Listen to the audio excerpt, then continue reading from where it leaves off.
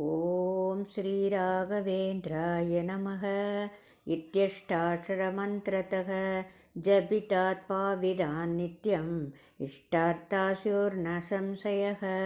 குரு ஸ்ரீ ராகவேந்திர ஸ்தோத்திரம் ஸ்லோகம் எண் 16.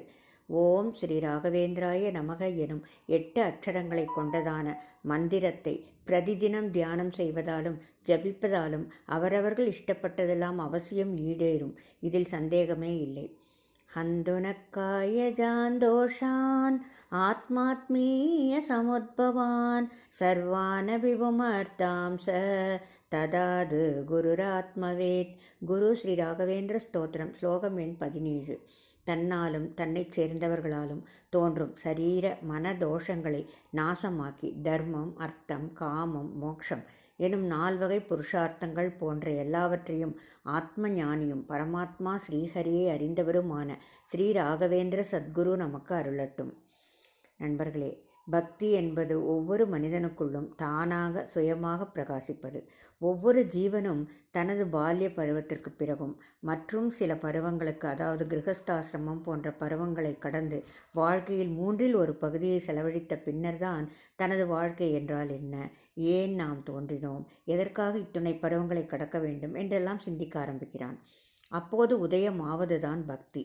நாம் பக்தி என்ற ஆயுதத்தினால் கடந்த ஜென்மாக்களில் நன்மையோ தீமையோ அடைந்ததைப் போல் அல்லாமல் நாம் இந்த ஜென்மாவுடன் இப்பிறப்பை முடித்து கொள்ள வேண்டும் என்று எண்ணுகிறோம். அந்த பக்தி குருமார்களின் பால் வைக்கும் பக்தி ஆகுமேயானால் அத்தகைய குருமார்களின் மூலம் அந்த ஜீவனுக்கு பகவானிடமிருந்து நன்மையே கிடைக்கும். குருமார்களின் மேல் நமது ஆத்மார்த்தமான பிரார்த்தனையை வைத்தால் ஒருபோதும் அது வீணாகாது. அதற்கான பலன் வட்டியோடு நமக்கு திரும்ப கிடைக்கும். நண்பர்களே, நாம் நம் பக்தி சிந்தனா சேனலில் குருவாரம் குரு மகிமை என்ற தலைப்பில் மந்திராலய மகாபிரபு ஸ்ரீ ஸ்ரீ ஸ்ரீ ராகவேந்திர சுவாமிகளின் மகிமைகளை பல்வேறு வீடியோக்களில் கண்டு வருகிறோம் அல்லவா. இன்றைய வாரமும் நம் வீடியோ எண் 155 மூலம் அவரது சில மகிமைகளை காண்போம் வாரீர். ஸ்ரீ ஸ்ரீ ராகவேந்திரரின் வம்ச விருட்சத்தை பற்றி இன்றைய வீடியோவில் சிலவற்றை காண்போம். ஸ்ரீ ராகவேந்திர வம்ச விருட்சம். விஜயநகர சாம்ராஜ்யத்தை கிருஷ்ணதேவராயர் அரசாட்சி புரிந்து வந்தபோது அவரின் ஆஸ்தான வித்வானாகவும் அவருக்கு வீணையை கற்பிக்கும் ஆசானாகவும் விளங்கியவர் வீணை கிருஷ்ணப்பட்டர். இவரின் குமாரர் வீணை கனகாசலப்பட்டர். இவரின் புதல்வர் வீணை திம்மண்ணப்பட்டர். இந்த திம்மண்ணப்பட்டர் கோபிகாம்பாள் தம்பதியருக்கு வேங்கடாம்பாள், குருராஜன், வேங்கடநாதன் என்று 3 மகவுகள் என்பது வரை நாம் அறிந்ததுதான். ஸ்ரீ ஸ்ரீ ராகவேந்திர சுவாமிகளின் பூர்வாசிரம பெயர் வேங்கடநாதன். திம்மண்ணப்பட்டருக்கு இவர் 3வது மகவு. வேங்கடாம்பாள் இவருக்கு தமக்கை, குருராஜன் தமையன். வேங்கடநாதரின் தமக்கை வேங்கடாம்பாளுக்கும் மதுரை லட்சுமி நரசம்மாச்சாருக்கும் விவாகமாகியது. இந்த தம்பதியருக்கு ஸ்ரீ நாராயணாச்சார் என்றொரு குமார். இவர்தான் ஸ்ரீ ராகவேந்திரரின் உடனிருந்து ஸ்ரீ ராகவேந்திர விஜயம் எழுதிய மகாகவி நாராயணாச்சார். இவருக்கு பிறந்தவர்களோ யாரும் ஸ்ரீ சுவாமிகளின் பீடத்தில் அமரவில்லை. அதாவது ஸ்ரீ ராகவேந்திரரின் தமக்கை வழியில் யாரும் பட்டத்திற்கு வரவில்லை. வெங்கடநாதரின் தமையனார் ஸ்ரீ குருராஜருக்கு ஸ்ரீ வெங்கட நாராயணாச்சார் என்றொரு மகன். இவரும் பட்டத்திற்கு வரவில்லை. ஆனால் இவருக்கு பிறந்த வெங்கடாச்சாரியார், வாசுதேவாச்சாரியார், முத்து வெங்கட கிருஷ்ணாச்சாரியார், விஜயேந்திராச்சாரியார், கருடவாகன லட்சுமி நாராயணாச்சாரியார் என்ற 5 பேரில் கருட வாகன லட்சுமி நாராயணாச்சாரியார் தவிர மற்ற 4 பேரும் பட்டத்திற்கு வந்திருக்கிறார்கள். அதாவது ஸ்ரீ ராகவேந்திரருக்கு பிறகு அவரின் பூர்வாசிரம் அண்ணாவின் பேரர்கள் 4 பேர் அடுத்தடுத்து பீடாதிபதிகளாக இருந்திருக்கிறார்கள். ஸ்ரீ யோகீந்திர தீர்த்தர் 1671 1688 வரை, ஸ்ரீ சுரீந்திர தீர்த்தர் 1688 முதல் 1692 வரை, ஸ்ரீ சுமதீந்திர தீர்த்தர் 1692 முதல் 1725 வரை மற்றும் ஸ்ரீ உபேந்திர தீர்த்தர் 1725 முதல் 1728 வரை எனும் 4 தான் ஸ்ரீ ராகவேந்திரருக்கு பின் அவரின் பீடத்தில் அமர்ந்தவர்கள். இதற்கு பின் இந்த 4 வம்சாவளியினர் யாரும் பீடத்திற்கு வரவில்லை. அதாவது ஸ்ரீ சுவாமிகளின் பூர்வாசிர தமையனாரின் பரம்பரையில் பீடத்திற்கு வந்தவர்கள் இந்த 4 மட்டுமே. இனி பீடத்திற்கு வருபவர்கள் எல்லாம் ஸ்ரீ ராகவேந்திர சுவாமிகளின் நேரடியான பரம்பரையில் வந்தவர்கள். ஸ்ரீ ராகவேந்திரரின் பூர்வாசிர குமாரர் பூர்வாசிரம குமார லட்சுமி நாராயணாச்சார் அல்வா. இவரின் குமாரர் ஸ்ரீ புருஷோத்தமாச்சார். இந்த புருஷோத்தமாச்சாருக்கு ஸ்ரீனிவாசாச்சாரியார், அன்னையாச்சாரியார், ராமச்சந்திராச்சாரியார், வேணுகோபாலாச்சாரியார் என்று 4 புதல்வர்கள். அதாவது ஸ்ரீ ராகவேந்திரரின் பூர்வாசிரம கொள்ளு பேரர்கள் தான் இந்த 4வரும். இந்த 4வரில் ஸ்ரீனிவாசாச்சாரியார் என்பவர்தான் ஸ்ரீ வாதீந்திர தீர்த்தராக பட்டமேற்கிறார். 1728 முதல் 1750 வரை. ஸ்ரீ சுவாமிகளின் பூர்வாசிரம கொள்ளு பேரர்கள் 4வரில் மற்றொருவரான ஸ்ரீ வேணுகோபாலாச்சாரியருக்கு புருஷோத்தமாச்சாரியார், பலராமாச்சாரியார், லட்சுமி நாராயணாச்சாரியார் என்று 3 குமாரர்கள். இந்த மூவருமே ஸ்ரீ வசுதேந்திர தீர்த்தர் 1750 முதல் 1761 வரை, ஸ்ரீ வரதேந்திர தீர்த்தர் 1761 முதல் 1785 வரை, ஸ்ரீ புவனேந்திர தீர்த்தர் ஸ்ரீ 1785 முதல் 1789 வரை எனும் ஆசிரம பெயர்களோடு பட்டத்திற்கு வருகிறார்கள். இதன் பின்னர் இந்த மூவரின் பரம்பரையினர் யாரும் பட்டத்திற்கு வரவில்லை. ஆனால் ஸ்ரீ சுவாமிகளின் பூர்வாசிரம கொள்ளு பேரர் ஸ்ரீனிவாசாச்சாரியார் ஸ்ரீ வாதீந்திரராக பட்டமேற்றார் என்று பார்த்தோம் அல்லவா. இனி வரும் பீடாதிபதிகள் அனைவரும் இவரின் பரம்பரையில் வந்தவர்களே. ஸ்ரீ வாதீந்திரரின் பூர்வாசிரம புதல்வர்கள் மூவரில் புருஷோத்தமாச்சாரியார், ஜெயராமாச்சாரியார், லட்சுமி நாராயணாச்சாரியார். ஸ்ரீ ஜெயராமாச்சாரியார் தான் ஸ்ரீ தீரேந்திர தீர்த்தராக 1785 பட்டமேற்கிறார். இந்த தீரேந்திரருக்கு பூர்வாசிரமத்தில் ராகவேந்திராச்சாரியார், ஸ்ரீனிவாசாச்சாரியார், வேணுகோபாலாச்சாரியார் என்று 3 புதல்வர்கள். கிருஷ்ணம்மா என்ற ஒரு புதல்வி. கிருஷ்ணம்மா ராஜகோபாலாச்சாரியார் தம்பதியரின் மகனான ஸ்ரீ ஜெயராமாச்சாரியார் ஸ்ரீ சுஜனேந்திர தீர்த்தராக 1807 இருந்து 1836 வரை பட்டத்திற்கு வருகிறார். இந்த இடத்தில் உங்களுக்கு ஒரு ஐயம் எழலாம். நீங்கள் கூர்ந்து கவனித்து பார்த்திருந்தால் இந்த இடத்தில் திடீரென்று சில வருடங்கள் பீடாதிபதியே இல்லாததை போன்று தெரியும். இதுவரை நாம் பார்த்த பட்டியலின்படி ஸ்ரீ வரதேந்திரர் கிபி 1761 முதல் 1785 என்று உள்ளதல்லவா. அதாவது 1785 ஸ்ரீ வரதேந்திரர் பிருந்தாவனஸ்தராகிறார். அதே 1785 ஸ்ரீ தீரேந்திரரும் பிருந்தாவனஸ்தராகிறார். 1785 முதல் 1799 வரை ஸ்ரீ புவனேந்திரரின் காலம் ஆகிறது. அப்படி இருக்க ஸ்ரீ சுஜனேந்திர தீர்த்தரின் காலம் 1807 முதல் 1836 என்று குறிப்பிடப்பட்டுள்ளது. அப்படியானால் 1799 முதல் 1807 வரை வெற்றிடமாக இருந்ததா? இல்லை. 1799 முதல் 1835 வரை ஸ்ரீ சுபோதேந்திர தீர்த்தர் பீடத்தில் இருந்திருக்கிறார். இதை ஏன் அந்த வரிசையிலேயே குறிப்பிட்டிருக்க கூடாதா என்று நீங்கள் எண்ணலாம். ஆனால் இந்த சுபோதேந்திரர் ஸ்ரீ ராகவேந்திர வம்ச விருட்சத்தில் வரவில்லை என்பதே உண்மை. இதுவரை கண்டு வந்த உறவு முறையின்படி ஸ்ரீ ராகவேந்திரரின் பரம்பரையினரே தொடர்ந்து பீடத்தில் அமர்ந்து வருவதாக இருந்தது. இப்போது சுபோதேந்திரர் மூலம் இது அறுபட்டதைப் போல் ஆகாதா? ஆகாது. அதற்கான விளக்கம் இதோ. 1999 ஸ்ரீ புவனேந்திரர் பிருந்தாவனஸ்தரானதும் ஸ்ரீ ராகவேந்திர மடத்தை சேர்ந்த தலைசிறந்த பண்டிதர் ஒருவருக்கு ஸ்ரீ சுபோதேந்திர தீர்த்தராக சந்நியாச ஆசிரமம் அளிக்கப்படுகிறது. ஆனால் சுமார் 7 ஆண்டுகள் கழித்து, அதாவது 1807 ஸ்ரீ ஜெயராமாச்சாரியார் என்பாருக்கு ஸ்ரீ சுஜனேந்திர தீர்த்தர் என்ற நாமத்தோடு சந்நியாச ஆசிரமம் அளிக்கப்படுகிறது. இந்த சுஜனேந்திர தீர்த்தர் ஸ்ரீ தீரேந்திர பரம்பரையினர், அதாவது ஸ்ரீ ராகவேந்திர பரம்பரை. ஸ்ரீ தீரேந்திரின் பூர்வாசிரம மகள் கிருஷ்ணம்மா வயிற்று பேரர் ஸ்ரீ சுஜனேந்திர தீர்த்தர். இவர் கிபி 1836 பிருந்தாவனஸ்தராகிறார். அதே சமயம் இவருக்கு முன் வந்த ஸ்ரீ சுபோதேந்திரர் கிபி 1835 பிருந்தாவனஸ்தராகிறார். பரம்பரை இல்லாத சுபோதேந்திரர் காலம் 1799 முதல் 1835 வரை. ஸ்ரீ ராகவேந்திர வம்சத்தில் வந்த சுஜனேந்திரர் காலம் 1807 முதல் 1836. இதிலிருந்து சுமார் 7 7.5 ஆண்டு காலமே 1799 முதல் 1807 ஸ்ரீ ராகவேந்திர பரம்பரையினர் ஆசிரமத்தில் இல்லாமல் இருந்தது தெரிகிறது. அதே சமயம் பரம்பரை தொடர் அறுபடாமல் ஸ்ரீ சுபோதேந்திரர் காலத்திலேயே ஸ்ரீ சுஜனேந்திரரும் சமகாலத்தில் சன்னியாசிகளாக இருந்ததோடு அல்லாமல் 2 ஆண்டு இடைவெளியில் பிருந்தாவனஸ்தரானதும் தெரிகிறது. 1836 ஸ்ரீ சுஜனேந்திரர் பிருந்தாவனஸ்தரானதும் ஸ்ரீ தீரேந்திரரின் பரம்பரையில் ஸ்ரீ ராகவேந்தாச்சார் என்பார் ஸ்ரீ சுஜானேந்திர தீர்த்தர் எனும் ஆசிரம பெயருடன் பட்டத்திற்கு வருகிறார். இவரின் காலம் கிபி 1836 முதல் 1861 வரை. இந்த ஸ்ரீ சுஜானேந்திரர் எப்படி ஸ்ரீ தீரேந்திரர், அதாவது ஸ்ரீ ராகவேந்திர பரம்பரையில் வருகிறார் என்பதை பார்ப்போம். ஸ்ரீ தீரேந்திரரின் பூர்வாசிரம மகன் ஸ்ரீ வேணுகோபாலாச்சார். இவரின் குமாரர் ஸ்ரீ ராமாச்சாரியார். இவரின் குமாரர் ஸ்ரீ ராகவேந்திராச்சாரியார். இவர்தான் ஸ்ரீ சுஜானேந்திரர். அதாவது ஸ்ரீ தீரேந்திரரின் பூர்வாசிரம கொள்ளுப்பேரர் தான் இந்த ஸ்ரீ சுஜானேந்திர தீர்த்தர். ஸ்ரீ வாதீந்திரரை போன்ற இன்னொரு கொள்ளுப்பேரரான ஸ்ரீ வேணுகோபாலாச்சாரியர் 3 குமாரர்களும் பட்டத்திற்கு வருகிறார்கள் என்று பார்த்தோம். அவர்களில் ஒருவர் தான் ஸ்ரீ புவனேந்திரர். ஸ்ரீ ராகவேந்திரரின் பூர்வாசிரம கொள்ளுப்பேரரான ஸ்ரீ வாதீந்திரரின் பூர்வாசிரம குமாரர் தான் ஸ்ரீ தீரேந்திரர். ஓரிடத்தில் நில்லாத தீரேந்திரர் என்னும் தலைப்பில் இவரின் விந்தைகளை முன்பே கண்டோம் அல்லவா? 1785 பிருந்தாவனஸ்தராகி 5 ஆண்டு முடிந்த பிறகு தன்னை வேறிடத்திற்கு மாற்ற வேண்டும் என்று சொன்னதெல்லாம் 5 ஆண்டிற்கு பிறகும் தேஜோமயம் மாறாமல் துளசி மாலை கூட பசுமை மாறாமல் இருந்ததெல்லாம் நினைவுக்கு வருகிறதல்லவா? ஸ்ரீ சுஜனேந்திர சுஜானேந்திர இவர்களெல்லாம் ஸ்ரீ தீரேந்திர பரம்பரை என்பதோடு கூட தற்போதைய பீடாதிபதி வரை அனைவருமே இவர் பரம்பரையினர்தான். ஆனால் ஒருவரே ஒருவர் தவிர. ஆம், மேலே சொன்ன 2 பீடாதிபதிகளுக்கு முடிகளுக்கு முன்பு ஸ்ரீ சுபோதேந்திரர் இருந்தாரே, அவரை போலவே ஸ்ரீ சுஜானேந்திரருக்கு அடுத்ததாக வந்த ஸ்ரீ சுதர்மேந்திரரும் ஸ்ரீ ராகவேந்திரரின் பரம்பரையில் வந்தவர் அல்ல. இவரின் காலம், அதாவது பட்டத்தில் இருந்த காலம் 1861 முதல் 1872 வரை. 1861 ஸ்ரீ ராகவேந்திரர் பரம்பரையிலான ஸ்ரீ சுஜானேந்திரர் பிருந்தாவனஸ்தரானதும் ஸ்ரீமடத்து பண்டிதர் ஒருவர் ஸ்ரீ சுதர்மேந்திரராக பட்டத்திற்கு வருகிறார். சுமார் 11 ஆண்டு காலம் இவர் பீடத்தில் இருக்கிறார். பின்னர் 1872 ஸ்ரீ சுகுணேந்திரர் பட்டத்திற்கு வருகிறார். இவர் ஸ்ரீ ராகவேந்திர பரம்பரையை சேர்ந்தவர். இவருக்கு பின்னால் வரும் அனைவரும் ஸ்ரீ ராகவேந்திரர் பரம்பரையினரே.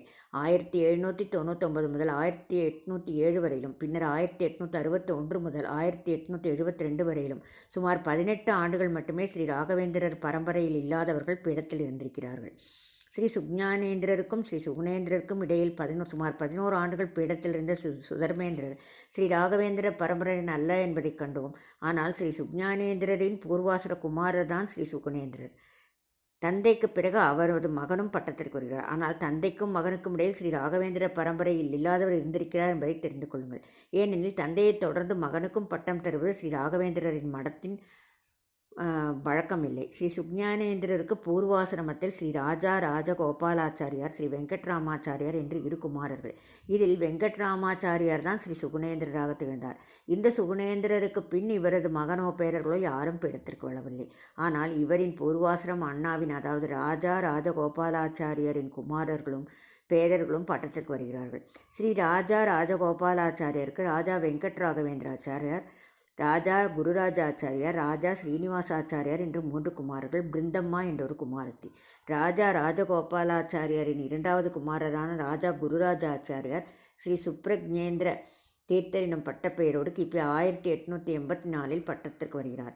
1884 முதல் 1903 வரை பீடத்தில் இருக்கிறார்.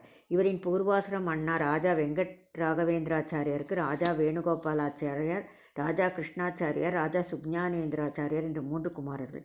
இவர்களில் ராஜா வேணுகோபாலாச்சாரியார் ஸ்ரீ சுக்ருதேந்திர தீர்த்த எனும் நாமத்தோடு 1903 முதல் 1912 வரையிலும், இவரின் தம்பி ராஜா கிருஷ்ணாச்சாரியார் ஸ்ரீ சுசிலேந்திர தீர்த்த எனும் ஆசிரம பெயரோடு 1912 முதல் 1926 வரையிலும் பீடத்தில் இருந்தார்கள்.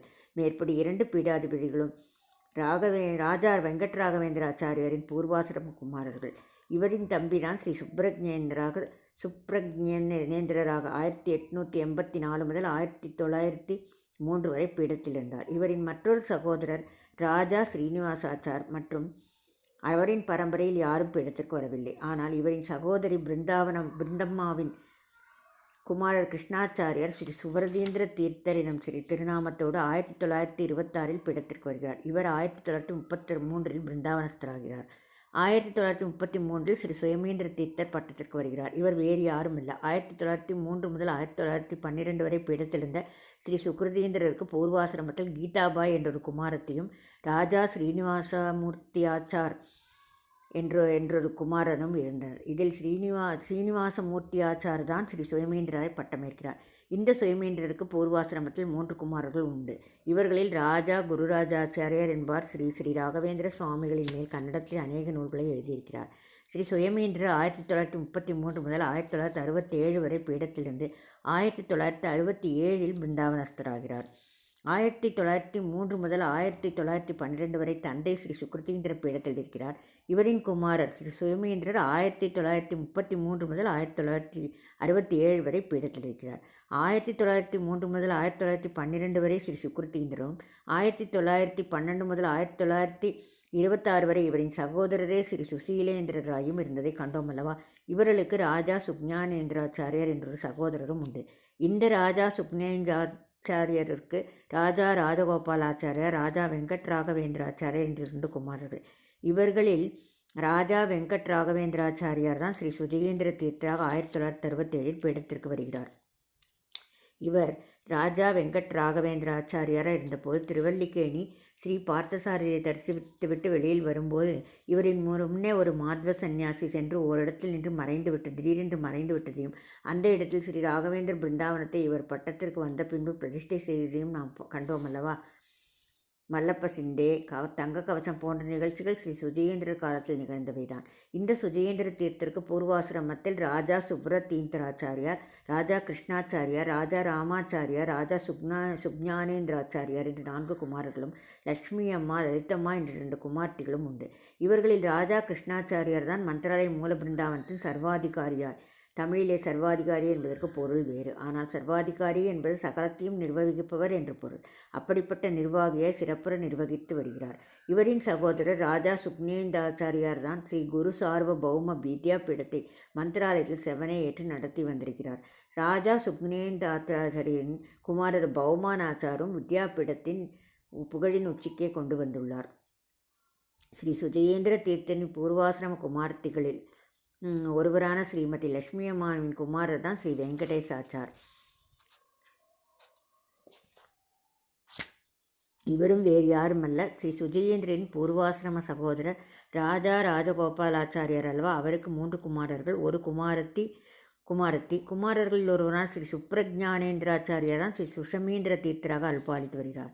ஸ்ரீ ராகவேந்திர சுவாமிகள் என தற்போதைய பீடாதிபதிகளோடு ஸ்ரீ ராகவேந்திரனின் வம்சாவளி தொடர்பு எப்படி என்பதை இதுவரை கண்டோம். ஒவ்வொரு பீடாதிபதிகளுக்கும் தரப்பட்டுள்ள ஆண்டு அவர்கள் பீடத்தில் இருந்த ஆண்டுகளாகும். உதாரணத்திற்கு ஸ்ரீ சுஜயேந்திரரின் காலம் 1967 முதல் 1986 வரை என்று குறிப்பிடப்பட்டுள்ளது. அதாவது 1967 ஸ்ரீ சுயமேந்திர பிருந்தாவனஸ்தர் ஆனதும் இவர் பட்டத்திற்கு வந்தார் என்று பொருள். ஆனால் ஸ்ரீ சுஜயேந்திரருக்கு 1963 சந்நியாசம் அளிக்கப்பட்டது. சந்நியாசம் எந்த ஆண்டில் அளிக்கப்பட்டிருந்தாலும் அது இங்கே கணக்கில் எடுத்துக்கொள்ளப்படவில்லை. அடைப்புக்குறிக்குள் குறிப்பிடப்பட்டுள்ள ஆண்டுகள் எத்தனை ஆண்டுகள் பீடத்தில் இருந்தார் என்பதுதான். ஸ்ரீ சுஜயேந்திரர் 1986 பிருந்தாவனஸ்தரானும் ஸ்ரீ சுஷமேந்திரர் பீடத்திற்கு வருகிறார். ஆனால் இவர் 1986 முன்பே சந்நியாசம் ஏற்றுவிட்டார். ஆதலால் நாம் குறிப்பிட்டுள்ள ஆண்டுகள் பீடத்திற்கு வந்ததையும் பிருந்தாவனஸ்தரானதையும் குறிப்பிடக்கூடுவே என்பதை நினைவில் கொள்ள வேண்டும். பீடாதிபதியின் பெயர் பீடத்தில் இருந்த காலம் ஸ்ரீ ராகவேந்திர சுவாமிகள் 1623 to 1671, Sri Yogindra Tirthar 1671 to 1688, Sri சுரீந்திர Tirthar 1688 to 1692, Sri சுமதீந்திர Tirthar 1692 to 1725, Sri Upendra Tirthar 1725 to 1728, Srimad Vadindra Tirthar 1728 to 1750, Sri வசுதேந்திர Tirthar 1750 முதல் 1761 வரை, ஸ்ரீ வரதேந்திர தீர்த்தர் 1761 to 1785, ஸ்ரீ தீரேந்திர தீர்த்தர் 1785 முதல், ஸ்ரீ புவனேந்திர தீர்த்தர் 1785 to 1799, ஸ்ரீ சுபோதேந்திர தீர்த்தர் 1799 to 1835, ஸ்ரீ சுஜனேந்திர தீர்த்தர் 1807 முதல் 1836 வரை, Sri சுக்ஞானேந்திர Tirthar 1836 to 1861, Sri சுதர்மேந்திர Tirthar 1861 to 1872, Sri சுகுணேந்திர Tirthar 1872 to 1884, Sri சுப்ரஜ்ஞேந்திர Tirthar 1884 to 1903, Sri சுக்ருதேந்திர Tirthar 1903 to 1912, Sri சுசிலேந்திர Tirthar 1912 to 1926, Sri சுவரதீந்திர Tirthar 1926 to 1933, Sri சுயமேந்திர Tirthar 1933 to 1967, Sri சுஜயேந்திர Tirthar 1967 to 1986, Sri சுஷமேந்திர Tirthar 1986. நமது பட்டியலின்படி முதல் பீடாதிபதி ஸ்ரீ ராகவேந்திர சுவாமிகள். முதல் பீடாதிபதியின் அண்ணாவின் பேரர்கள் தான் 2வது, 3வது, 4வது மற்றும் 5வது பீடாதிபதிகளாக வரிசையாக பட்டத்திற்கு வருகிறார். பின்னர் 6வது பீடாதிபதியாக முதல் பீடாதிபதியின் கொள்ளுப்பேரர் வருகிறார். முதல் பீடாதிபதியின் மற்றொரு கொள்ளுப்பேரரின் குமாரர்கள் முறையே 7வது மற்றும் 8வது பீடாதிபதிகளாக அமர்கிறார்கள். 6வது பீடாதிபதியின் குமாரர் 9வது பீடாதிபதியாக வருகிறார். 7வது மற்றும் 8வது பீடாதிபதியின் சகோதரர் 10வது பீடாதிபதியாக வருகிறார். 11வது பீடாதிபதியாக வருவர் ஸ்ரீ ராகவேந்திர மடத்தை சேர்ந்தவர் என்றாலும் வம்சவிருட்சத்தில் இல்லாதவர். இதனால் தொடர்பு விட்டு போகிறதா என்றால் அதுதான் இல்லை. ஏனெனில் 12வது பீடாதிபதியாக வருபவர் 9வது பீடாதிபதியின் மகள் வயிற்று பேரர். இதே 9வது பீடாதிபதியின் மகன் வயிற்று கொள்ளு பேரர் தான் 13வது பீடாதிபதியாக வருகிறார். தற்போது மீண்டும் 14வது பீடாதிபதியாக ஸ்ரீ ராகவேந்திர வம்சத்தை சேராதவர். அதே சமயம் ஸ்ரீ ராகவேந்திர மடத்தைச் சேர்ந்தவர் பட்டத்திற்கு வருகிறார். இதனாலும் வம்சவிருட்ச தொடர்பு அடுபடவில்லை. ஏனெனில் 13வது பீடாதிபதியின் குமாரர் தான் 15வது பீடாதிபதியாக வருகிறார். தந்தையிலிருந்து நேராக மகனிற்கு பட்டம் தரலாகாது என்பதனால் நடுவில் ஸ்ரீமடத்தைச் சேர்ந்த ஞானவானுக்கு பட்டம் அளிக்கப்பட்டிருக்கிறது. 15வது பீடாதிபதியின் அண்ணாவின் குமாரர் 16வது பீடாதிபதியாக வருகிறார். அல்லது இப்படியும் கொள்ளலாம். அதாவது 13வது பீடாதிபதியின் 2 குமாரர்கள் ஒருவர் 14வது பீடாதிபதியாக வருகிறார். இன்னொரு குமாரர் வழிப்பேரர் தான் 16வது பீடாதிபதியாக வருகிறார். 16வது பீடாதிபதியின் அண்ணாவின் குமாரர் அல்லது 13வது பீடாதிபதியின் கொள்ளுப்பேரர் 17வது பீடாதிபதியாக வருகிறார். 17வது பீடாதிபதியின் சகோதரர் 18வது பீடாதிபதியாக பொறுப்பேற்கிறார். 19வது பீடாதிபதியாக வருபவர் 16வது பீடாதிபதியின் சகோதரின் குமாரர் தான்.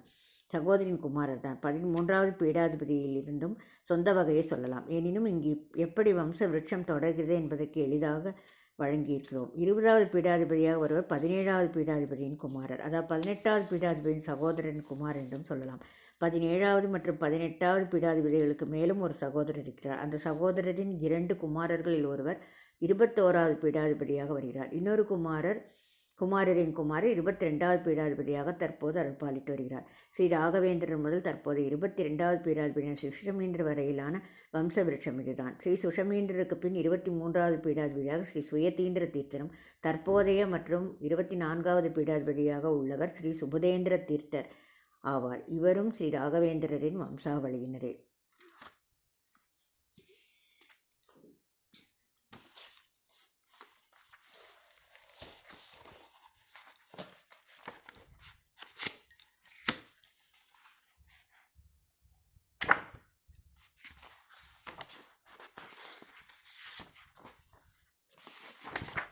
நண்பர்களே, மந்த்ராலய மடம் ஸ்ரீ ஸ்ரீ ராகவேந்திர சுவாமிகளுக்கு அடுத்து அவரின் வம்சாவளியினர் யார் யார் என்பதையும் அவர்களில் பீடாதிபத்தியத்தை ஏற்றுக்கொண்டவர்கள் யார் யார் என்பதையும் கண்டோம் அல்லவா. பூஜ்யாய ராகவேந்திராய சத்யதர்மரதாய ச பஜதாம் கல்பவ்ருக்ஷாய நமதாம் காமதேனவே. ஸ்ரீராகவேந்திராய நமக, ஸ்ரீராகவேந்திராய நமக, ஸ்ரீராகவேந்திராய நமக. நன்றி.